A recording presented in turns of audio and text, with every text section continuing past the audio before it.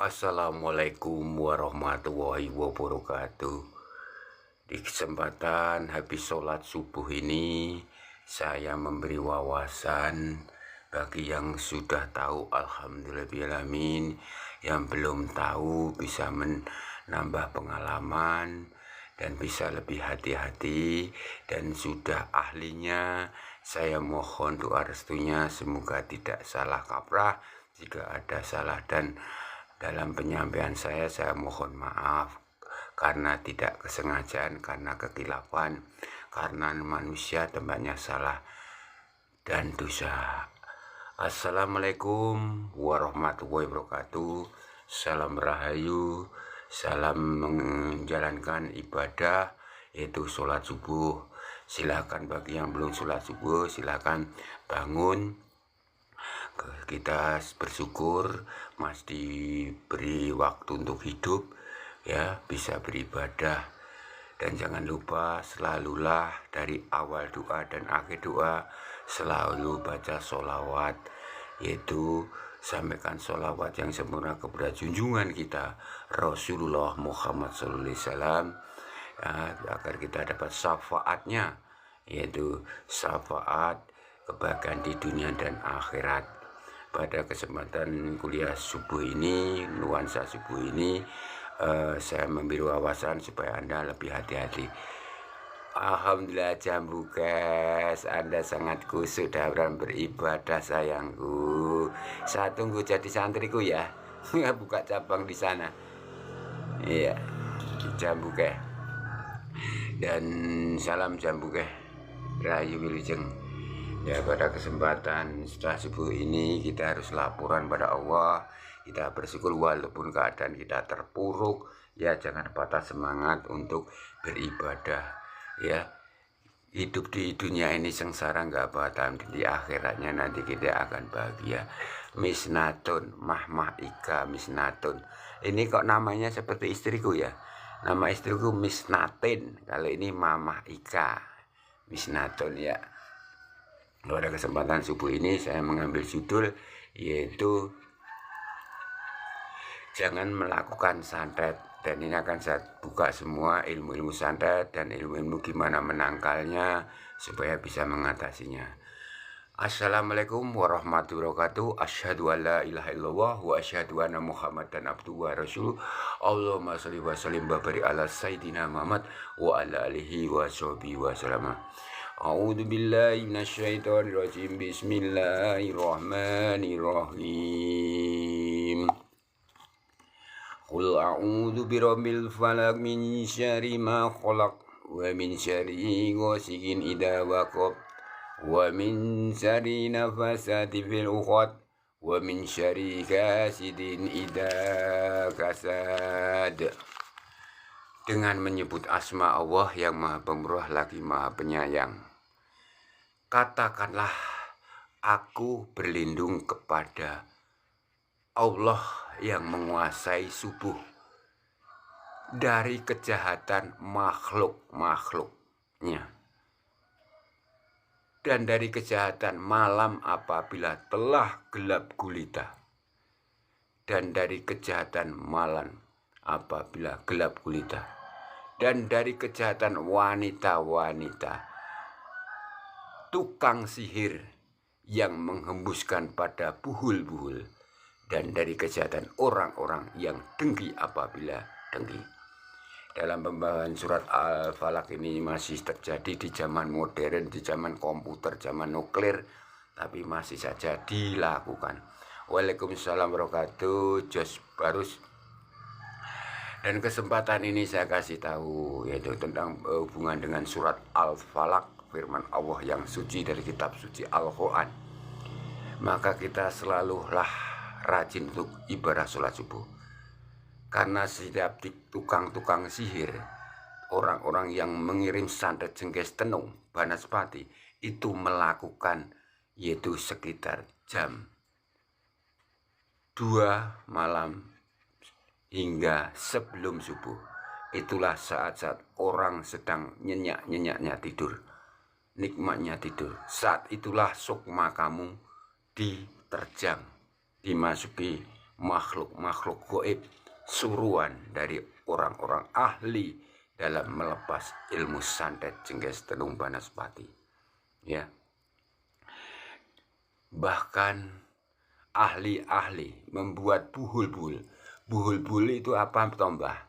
Buhul-buhul itu ya kain putih atau kain hitam atau kain merah, itu di dalamnya ada foto kamu. Ya, ada foto kamu, kemudian apa? Kemudian ada kuku atau apa saja, atau bahkan raja itu isi tanah kuburan dan sebagian kemudian dibuntel kain putih atau kain hitam atau merah, kemudian ditanamkan di area pekaranganmu. Ya, jadi untuk menjadi suatu buhul-buhul bikin menghancurkan keluargamu, bahkan setiap malam keluargamu diteror oleh makhluk-makhluk gaib, itu dengan cara ditanam buhul-buhul itu dari musuh kamu. Pasti orang itu kenal kamu, ya, kalau menanam buhul seperti itu. Kemudian pada kesempatan ini saya ambil berhubungan dengan surat Al-Falaq, ya, yaitu firman Allah SWT. Jadi kita diwajibkan, diharuskan sholatlah subuh, karena orang-orang yang zalim batil melepas ilmu santet Jengkes Tenung saat Anda tidur, yaitu menjelang subuh, sebelum subuh, saat itulah orang-orang sedang nyenyak-nyenyaknya.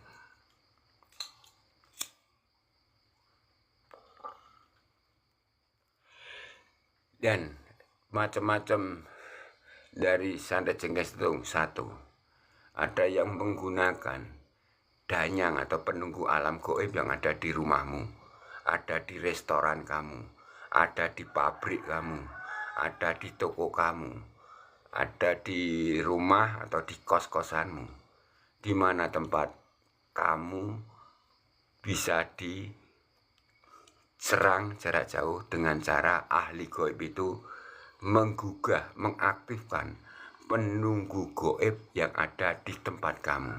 Ya,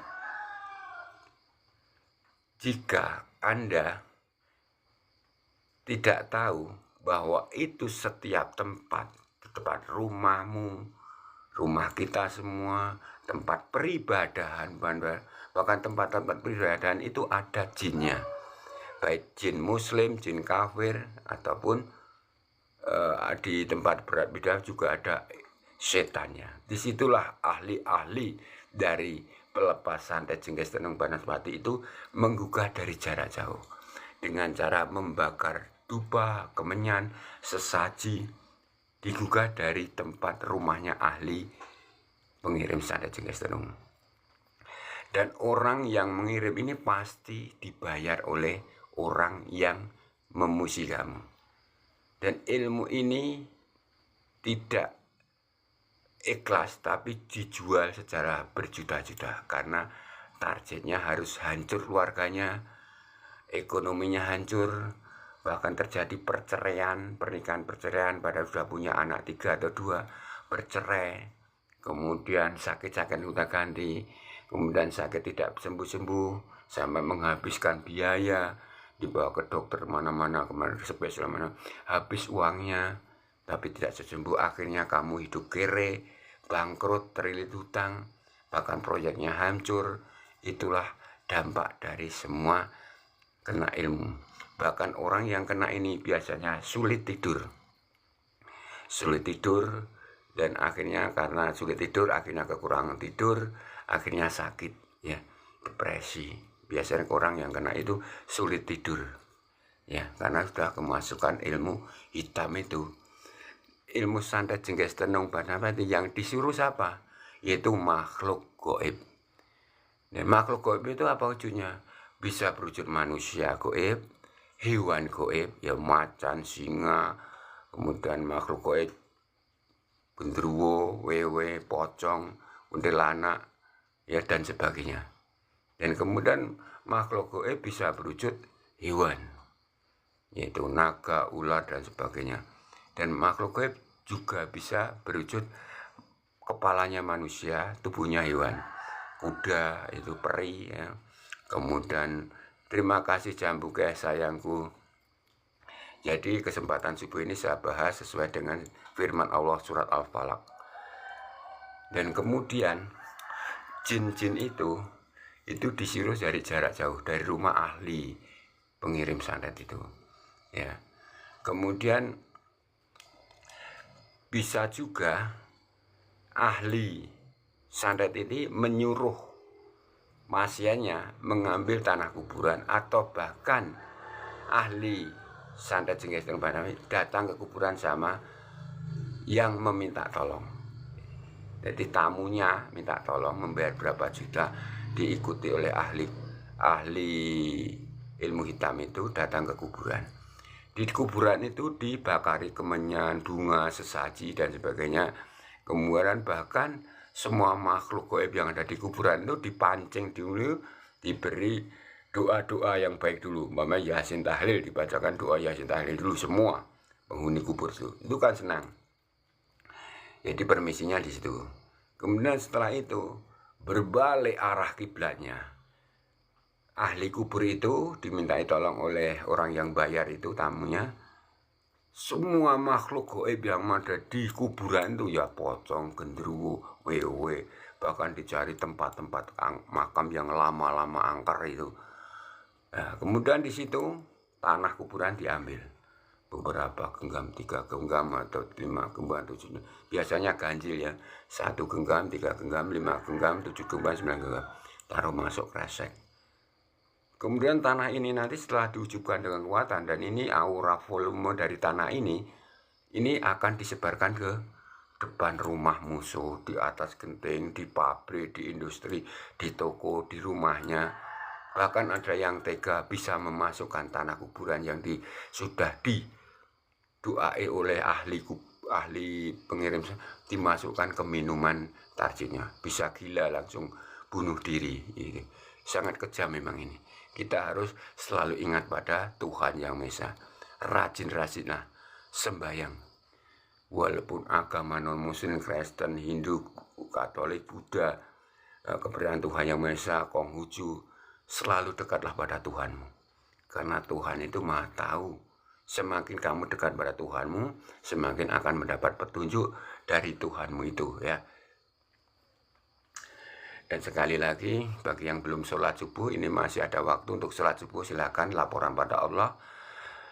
Dan selalu baca sholawat Nabi, sholat kepada junjungan, sholawat yang kita tujukan kepada junjungan kita Rasulullah SAW, akan mendapat syafaat kebahagiaan di dunia. Silakan sholat subuh, masih ada waktu ini. Kemudian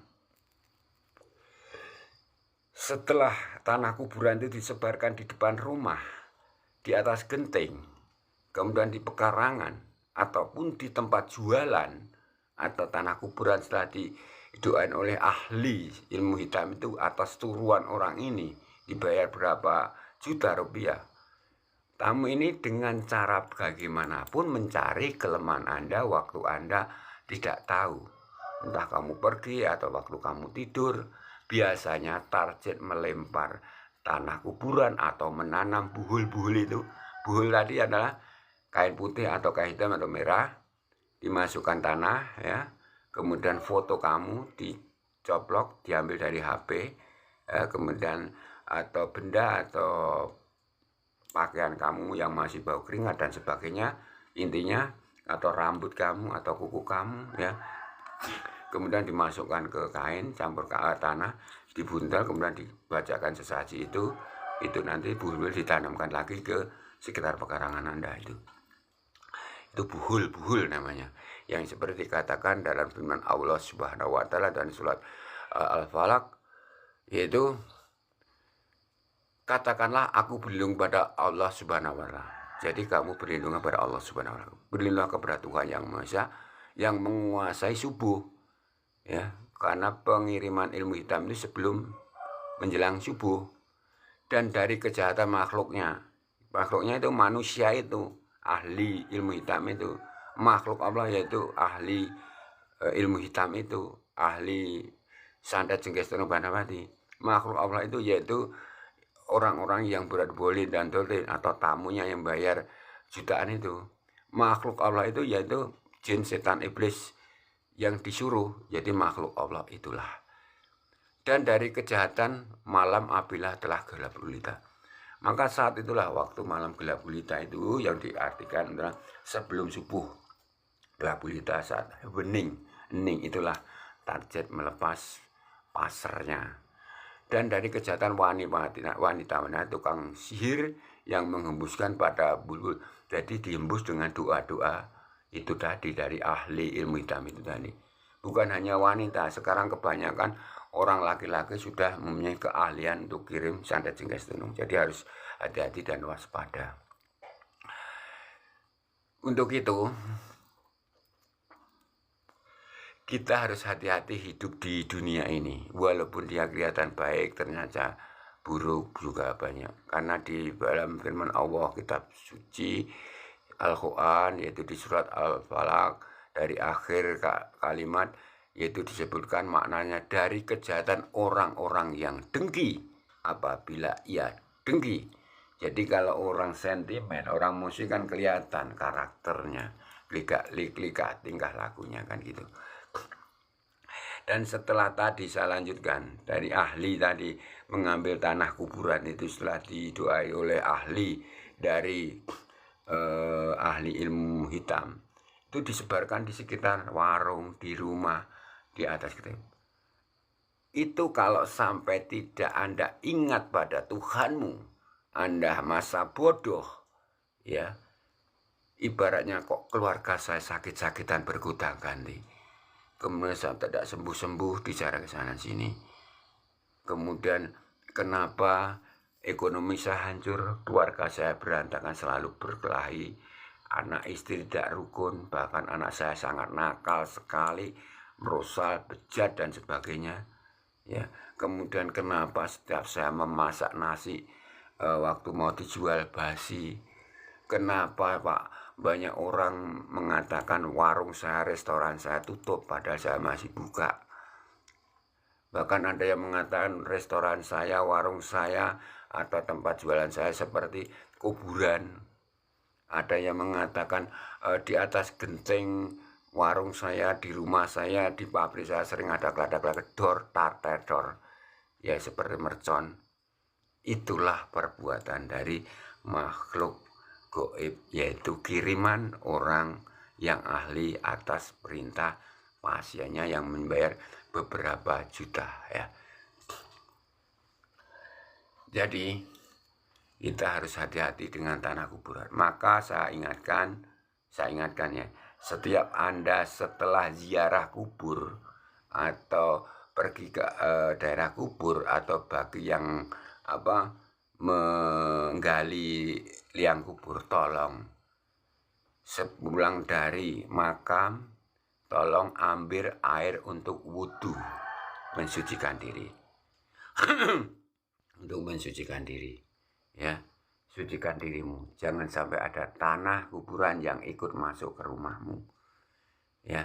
Kemudian bagi yang ziarah kubur, silahkan setelah ziarah kubur atau ngelayat atau tajiah setelah di makam kuburnya, sucikanlah dirimu, jangan sampai ada tanah yang masuk ke rumah atau pekarangan. Itu sangat suker ya.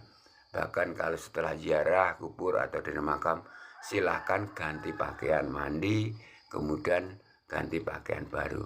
Pakaian itu dicuci. Jadi aura-aura goib dari kubur yang itu hilang. Ya saya katakan. Karena tanah kubur itu mengandung tulang orang mati dan daging orang mati dan sebagainya. Walaupun wujudnya tanah, tapi sudah mengandung dari tulang orang mati. Itu sangat suker. Jadi setiap habis ziarah kubur atau menggali kubur atau setelah dari kubur, silahkan wudhu, mensucikan diri. Kalau bila perlu mandi, bila perlu ganti pakaian, karena aura yang sangat jelek membawa psiko kualat apesial ya, auranya di situ. Ini tidak musyrik ya, ini berhubungan dengan goib, bukan musyrik, bukan takhayul. Karena menjaga, saya suka kebersihan. kebersihan sebagian daripada iman, ya. Dan setelah itu ciri-ciri kalau sudah kena tanah kuburan itu biasa di depan rumah ditok tok tok tok tok, dibuka tidak ada, tok tok tok tidak ada. Kemudian ciri-ciri yang kena ilmu tanah kuburan itu biasanya mimpinya tentang pocong dan menakutkan, ya. Itu ciri dari tanah kuburan. Kemudian ada ilmu kiriman, yaitu ahli pengirim ilmu santet atas perintah dari orang yang membayar jutaan itu menggugah jarak jauh, yaitu danyang penunggu dari rumah kamu supaya menghancurkan keluarga kamu, ya. Itu sakit-sakit. Jadi danyangnya penunggu rumahmu terbaca alamatmu dan sebagainya. Bahkan ilmu pengiriman ilmu ini bukan hanya dari makam atau kuburan, tanah kuburan, itu bisa dari danyangan atau punden. Misalnya pohon yang angker, yang sering masih diwiradati, disyarati, disajeni, itu juga bisa disuruh untuk menghancurkannya. Bahkan di tempat-tempat angker yang sakral, tempat tirakat, itu tanahnya atau daun pohon di sekitar situ atau ranting di sekitar itu bisa digunakan untuk menyantet tenung jengis badang pati. Hati-hati, maka kita harus selalu ingat pada Tuhan Yang Maha Esa, ya. Kita pasrahkan segala sesuatu kepada Tuhan Yang Maha Esa, karena Tuhan Yang Maha Esa tidak terkalahkan. Hasbunallahu wa ni'mal wakil, ni'mal maulana minan nasir, ya. Kita harus berlindung pada Allah Subhanahu wa Ta'ala, kita harus berlindung pada Tuhan Yang Maha Esa, karena Tuhan Yang Maha Esa sebaik-baiknya pelindung kita, ya. Kemudian ada ilmu yang menggunakan isi benda pusaka, keris, pade atau apa, bisa digunakan untuk mengirim santet jengkes tenung. Itu nanti dibakari dupa dan sebagainya, begitu ya. Dibakari dupa dan sebagainya seperti ini. Jadi dupa seperti ini nanti dibakari. Kemudian nanti ini saya contoh, ada fotonya ya. Foto, kemudian nanti dibakari begini, diujukan. Ini yang kemudian ada sajen-sajen, ya. Ada sajen-sajen seperti ini. Nanti foto ini ditusuk, ya. Jadi ditusuk begitu.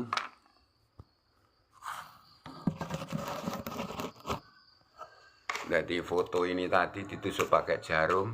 Doanya dengan sesuatu, ibaratnya kalau orang tidak menusuk-nusuk foto ini, saya menusuk foto dari sukma ini. Ini dilakukan dengan kekuatan dari benda pusaka, keris dan sebagainya. Bisa digunakan dengan kekuatan ilmu kodam dari ahli ilmu hitam itu juga. Setiap ahli ilmu hitam pasti punya kodam goib, ya. Kemudian ditusukkan, ya. Bisa langsung ditusuk matanya atau apanya, nanti dia akan merasa sakit dan sakit-sakitnya. Itu ilmu menggunakan foto. Kemudian ada yang menggunakan yaitu boneka. Contohnya boneka. Contohnya menggunakan boneka, ya. Boneka ini nanti diucapkan doa dulu, ada sesaji, ya. Ada sesaji gitu, jadi ada dupa, ada kemenyan, kemudian ya kemudian ditusuk matanya, ditusuk matanya gitu, tusuk matanya dan sebagainya. Kemudian ya ini nanti, ya, ini sesaji, ini nanti pakai dupa dan sebagainya. Itu nanti bonekanya ditusuk tengah malam, ya, harus waktu target, ya. Dan itu ditusuk ini, tusuk matanya wanitanya atau mata lakinya atau perutnya dengan jarum. Itu nanti target akan merasakan sakit yang di sana. Tapi jangan dilakukan, itu hanya pengalaman. Itu ahli-ahli yang menggunakan, ya. Itu langsung kena perutnya, langsung sakit, tidak ada sembuhnya, ya. Langsung kena, ya. Karena ilmu ini menggunakan ilmu jin, setan, iblis. Ini sangat bahaya. Kemudian ciri-ciri, kemudian ini nanti dibakar di atas lilin. Setelah di atas lilin, seperti ini. Ini kalau sampai nanti tanda-tanda dibakar langsung boneka ini, langsung suara dor, itu target kena ya. Kalau dibakar cuma diam saja, nggak ada reaksi dari boneka, cuma terbakar, itu reaksinya lama. Kalau ini dibakar di atas lilin, begitu, ini dor, itu target kena.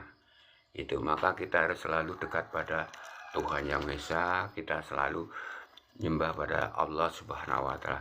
Bagi yang belum sholat subuh, ini sudah 4:30, ayo nanti matahari mulai nampak, silakan sholat subuh dulu, laporan pada Allah Subhanahu wa Ta'ala ya, minta syafaatnya Rasulullah SAW, selalu membaca sholawat ya. Kemudian setelah ini dor dia langsung kena itu ya. Ini hanya untuk memberi wawasan, jangan dilakukan. Kemudian untuk yang umpamanya disakiti, itu bisa minta doa secara Islam juga bisa. Contohnya ini ada rambut ya, rambut diambil 3 atau 7 ganjil, kemudian dibakar di atas lilin. Ucapkan sebanyak 27 kali dulu, dibayangkan targetnya, yaitu ya sholat subuhan dulu ya, yang belum sholat subuh, nanti Allah marah lo ya. Kemudian cabut 3, 5, atau 9. Ini langsung mutah darah orangnya. Lakukan tengah malam. Bayangkan orangnya. Bacaan doanya gimana, Mbak? Bacaan doanya adalah Ya Jabar Ya Kolik Wujud, Ya Jabar Ya Kolik Wujud, Ya Jabar Ya Kolik Wujud, Ya Jabar Ya Kolik Wujud. Terus sekitar 27 kali, kalau bisa lebih banyak. Kemudian bayangkan, Ya Allah ya Rabbi, atau ya Tuhanku, saya tidak membakar rambut umbun-umbun, saya membakar, sebutkan targetnya, bakar lilin. Ya Jabar Ya Kolik Wujud itu setelah membaca lebih dari 27 bakar. Tidak lama target akan merasakan keadilan dari Tuhan Yang Maha Esa atas perbuatannya. Tapi ingat, Tuhan Yang Maha Esa tahu mana yang benar dan yang salah. Kalau kamu yang salah, tidak mungkin kabul ya, kalau kamu yang salah. Tapi kalau kamu yang benar, tertindas, tersiksa, walaupun orangnya ibaratnya pakatnya haji, kiai, ataupun dia orang ahli ibadah, kalau dia berbuat zina, menyelingkuhi kamu, dia akan langsung kena azab dengan Ya Jabar Ya Kolik Wujud, Ya Jabar Ya Bakar. Kemudian waktu kamu melakukan minta tolong itu sholat hajat tengah malam, jadwal kemudian perlu sholat tahajud witir atau sholat hajat 2 rakaat. Kemudian kamu melakukan minta keadilan Allah Subhanahu wa Ta'ala, yaitu melakukannya di dalam rumah dulu saat sholat hajat itu. Banyak dia itu walaupun sembahyang khusyuk saat begini, waktu rukuk, waktu sujud ya, waktu nyembah, waktu kamu sujud, waktu sujud kamu baca La ilaha illallah anta subhana inni kuntu minaz zalimin, Jabang Ben Niko Wijaya, banyak gitu. La ilaha illallah anta subhana inni kuntu minaz zalimin, Jabang Niko Wijaya. Dibaca 27 kali, bayangkan orangnya. La ilaha illallah anta subhana inni kuntu minaz zalimin, Jabang Niko Wijaya. Itu tidak lama, nggak sampai setahun dia kecelakaan, tabrakan, sakit, tidak ada. Jadi waktu sujud La ilaha anta subhana ini kuntu minan dolimin Niko Wijaya, banyak ceritanya. La ilaha anta subhana ini kuntu minan dolimin Niko Wijaya. Tapi kalau bila perlu kamu tawasuli kakang kawadari sing ngomong jabangi Niko Wijaya. Summa ilah hadrati khususan Niko Wijaya, contohnya begitu mbaknya. Bismillahirrahmanirrahim. Alhamdulillah. Iya, bertanya surat al-dalim. Ilah dadi kakang kawadari kiai among nyai among sing among jabane Niko Wijaya, umpamanya targetnya gitu. Bacaan surah Al-Fatihah. Bacakan 1001 kali Niko Wijaya. Kemudian waktu sujud bacakan la ilaha wa anta subhana ini kuntu minadz zalimin. Jabamene Niko Wijaya ainul hakul yakin. Dia pasti kecelakaan, hidupnya menderita, cerai-berai, pengangguran, bahkan akan celaka. Itulah contohnya Niko Wijaya, ya. Kemudian itu untuk menggunakan waktu sholat sujud, minta keadilan pada Allah. Walaupun dia itu orang sekti mandraguna, walaupun dia kiai haji, atau walaupun dia pendeta, walaupun dia suhu, kalau memang dia melakukan kesalahan, Allah Maha tahu, Tuhan Maha tahu, Maha adil. Walau kamu tidak punya kekuatan dia upaya, tapi Allah membela orang yang tertindas. Itulah contoh mana Niko Wijaya hancur. Setelah ini kamu bacakan, dia langsung kecelakaan, sial, banyak musuh dan segalanya. Baca ya. Itulah Niko Wijaya, semoga mendapat petunjuk Allah Subhanahu wa taala, dan dia akan mendapat azab jika tidak sembuh dan tidak akan diampuni oleh Allah Subhanahu wa taala. Silakan sholat subuh saat ini, ya. Salam rahayu. Waalaikumsalam warahmatullahi wabarakatuh. Asyhadu an la ilaha illallah wa asyhadu anna Muhammadan sallallahu alaihi wasallam.